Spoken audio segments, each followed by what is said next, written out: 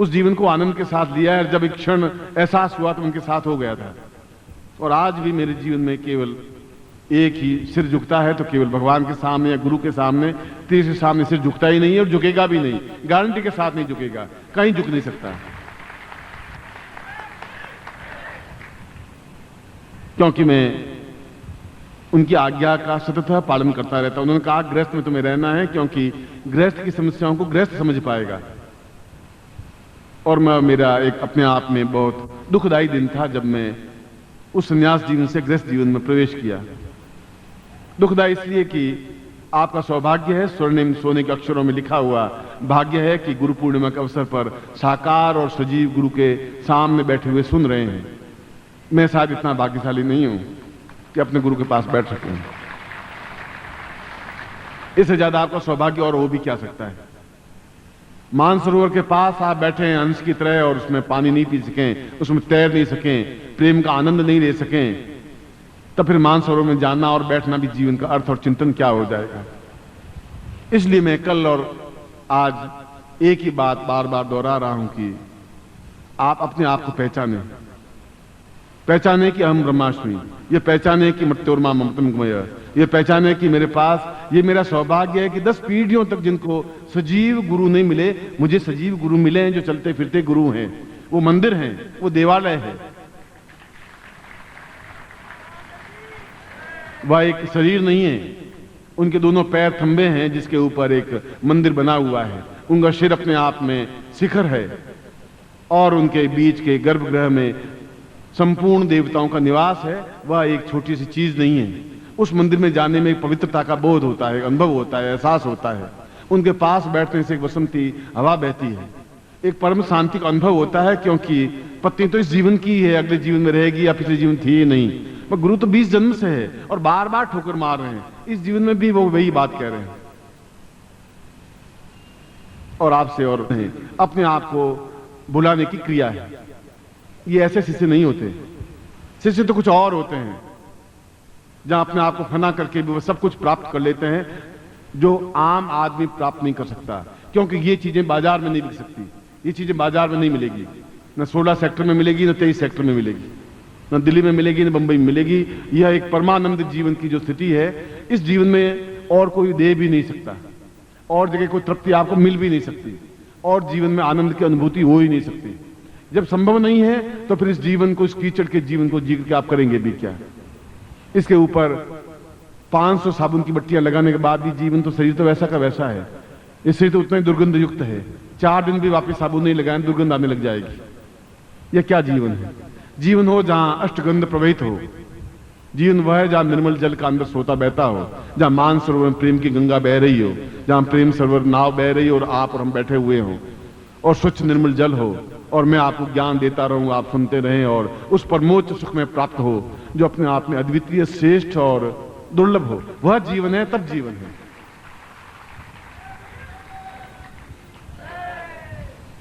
ऐसा ही जीवन,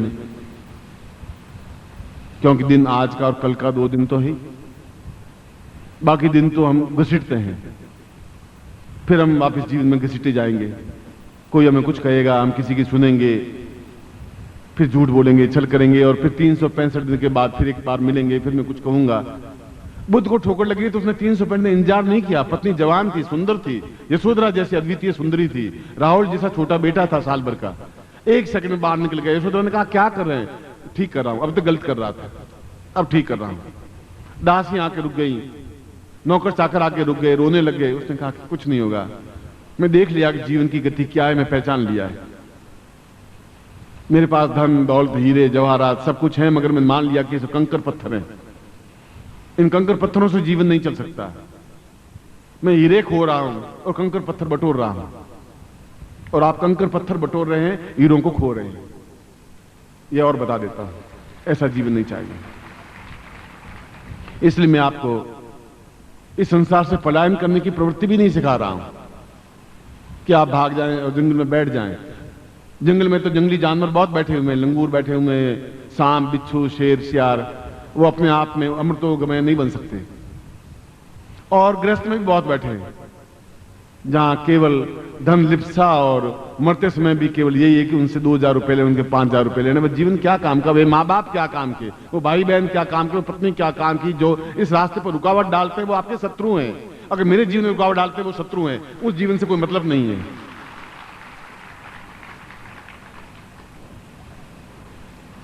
अगर यशोधरा खड़ी होती तो शत्रु थी, अगर राहुल बीच में खड़ा होता शत्रु था, क्योंकि वह एक बुद्धम शरणम गच्छामि पूरे 26 देशों में उसने अपने धर्म को फैला दिया। आज ये मुझको याद करते हैं उन बेटों की वजह से नहीं, राहुल की वजह से नहीं, उनके कार्यों की वजह से।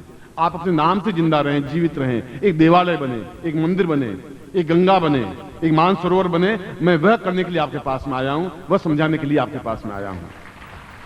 बल बल पूज्य गुरुदेव की, बल बल पूज्य गुरुदेव की, बल बल पूज्य गुरुदेव की, बलिया माता जी की। हर हर महादेव।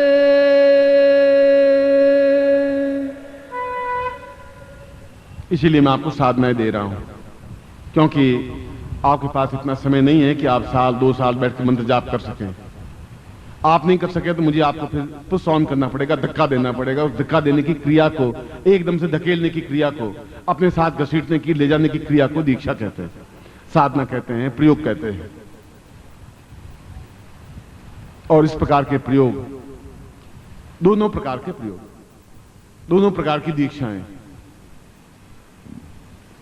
दोनों प्रकार का जीवन मैं भी जी रहा हूं, और जीते हुए भी मैं न गृहस्थ हूं न सन्यासी हूं। मैं गृहस्थ भी हूं और सन्यासी भी हूं, मगर मैं हूं और मैं अपने आप में अकेला हूं, अद्वितीय हूं और पूरे ब्रह्मांड में गतिशील हूं। जो सन्यासी से कहते हैं कि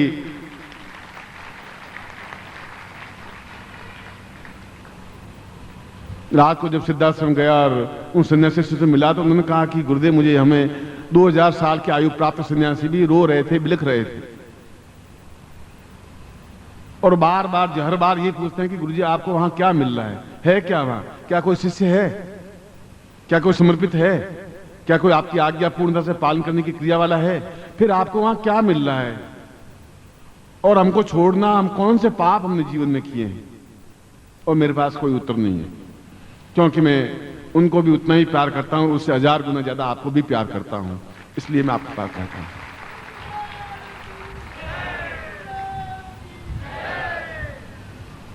खैर, यह एक अगत कहानी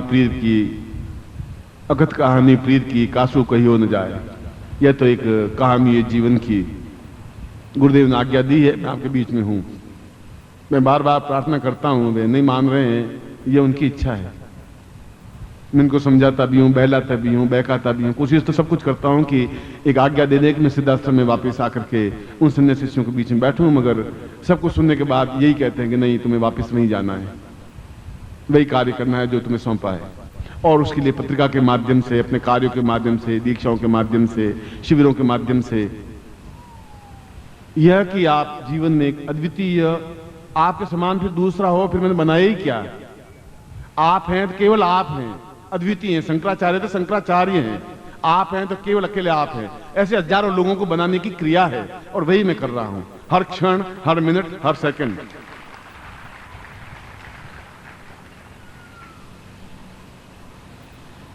कभी आप उस प्रेम रस में भीग के देखिए, उस मीरा की तरह बन के देखिए आप, जो सड़कों पे उतर आई, एक राजकुमारी थी और सड़कों पे उतर आई, नाचने लगी, मेरे तो गिरधर गोपाल दूसरों न कोई। सूली ऊपर सहज पिया की किस विधि मिलनो होए। पिया की सहज अपने गुरु को प्राप्त करना तो बहुत कठिन है, जहां सूली है, कांटे हैं, जहां बाधाएं अड़चने हैं, मगर फिर भी वह एक आनंद है। कभी मीरा बन के देखिए, कभी सूर बन के देखिए, कभी तुलसी बन के देखिए तो सही शंकराचार्य बन के, वह जीवन का आनंद क्या है। कभी बुद्ध बन के देखिए। और उसके लिए मैंने कल भी कहा था कि आप सब कुछ छोड़ेंगे तब सब कुछ पाएंगे। थोड़ा भी आपके हाथ में पकड़ा रहा तो एक जहर की बूंद पेट में चली गई तो वह 10,000 बूंद बनकर आपको मार देगी। थोड़ी भी आपके पास तृष्णा रह गई, इच्छा रह गई, थोड़ी भी आपका स्वार्थ रह गया, लिप्सा रह गई, तो आप कुछ भी नहीं कर सकते, संभव नहीं है। कमल पत्रवत बनना ही पड़ेगा आपको। यह आपके जीवन की, क्योंकि आपका जीवन आपका नहीं है, मेरा है, और ये मेरी धरोहर है, मेरी पूंजी है। उस पूंजी को सुरक्षित सही ढंग से अपने स्थान पे रख देना, ये मेरा कर्तव्य और धर्म है। मगर आपका सहयोग भी, आंसुओं के माध्यम से गुरु के चरणों को नहला देना भी कर्तव्य है, धर्म है। मेरे साथ हो जाना भी धर्म है। यही धर्म है। न हिंदुत्व धर्म है, न मुसलमान धर्म है, न बौद्ध धर्म है, न ईसाई धर्म है, न सिख धर्म है। अपने आप को फना कर देने की क्रिया को धर्म कहते हैं। सधार्यति सधर्म, जो मन में निश्चय कर लिया वह धर्म है। एक बार निश्चय कर लिया तो कर लिया, एक बार विचार कर लिया तो कर लिया। ये काम प्लान करके नहीं हो सकता कि 10 साल बाद कर लूंगा, 5 साल बाद कर लूंगा। और मैं कह रहा हूं कि आपको मैं को संन्यास दे नहीं रहा हूं। और जो लेंगे संन्यास दीक्षा, मैं तो चाहता हूं कि इस गुरु पूर्णिमा पर आप में से लगभग मुझे 50 व्यक्ति ऐसे मिलें जो 60 बार मेरे पास रहें और सीखें। कुछ तो आप 50 तो निकल सकें, उसमें से निकल सकें और मेरे साथ रह सके। मैं आपको भोजन दूंगा, मैं आपको वस्त्र दूंगा, मैं आपको रहने का स्थान दूंगा, और मैं आपको एक अद्वितीय हिमालय की तरह बनाऊंगा। मैं बनाऊंगा, ये सब कुछ मैं खर्च आप पे करूंगा। मैं तो तैयार हूं, आप में से कोई तैयार हो।